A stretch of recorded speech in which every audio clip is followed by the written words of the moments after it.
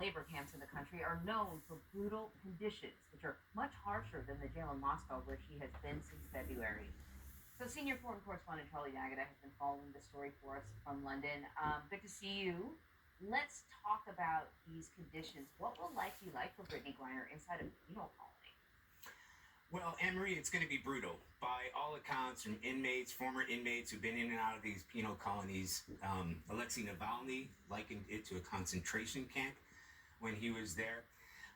They talk about long hours, sort of 16-hour days where they've been working forced labor, and they're in sort of gruesome living conditions. So they'll be living in barracks rather than individual cells, and forced to work in these overcrowded systems.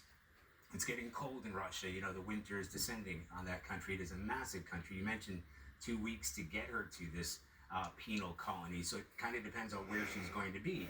But then we can also expect, because of who she is, that she may be the victim of mistreatment, possible mistreatment by other prisoners, or perhaps people within the prison because of who she is and what she represents. So it's going to be difficult.